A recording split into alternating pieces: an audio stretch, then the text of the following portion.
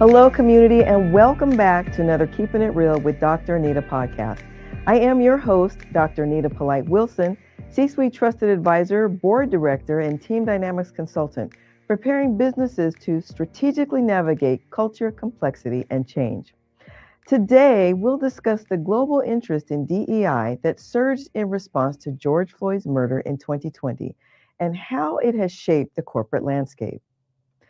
The murder of George Floyd on May 25, 2020 was a watershed moment that sparked a global movement for racial justice and brought unprecedented attention to diversity, equity, inclusion, or DEI issues.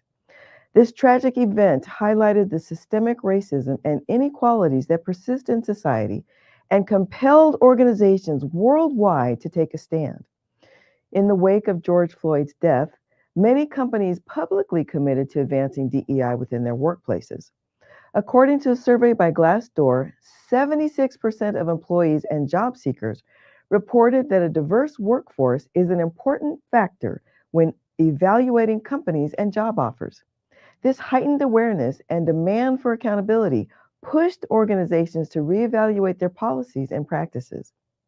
We saw a significant increase in the establishment of DEI roles and initiatives. Companies began investing in training programs, forming employee resource groups known as ERGs, and setting measurable DEI goals. A report by McKinsey & Company found that organizations with greater diversity in leadership were more likely to outperform their peers, further underscoring the business case for DEI. However, it's important to acknowledge that while the initial response was promising, sustaining this momentum requires ongoing commitment and action.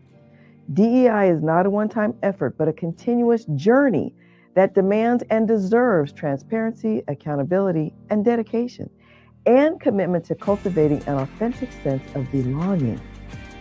Next week, we'll explore how, over the past 4 years, some companies have engaged in performative diversity efforts rather than doing the real work of inclusion and belonging. In the meantime, please stay in the flow with me.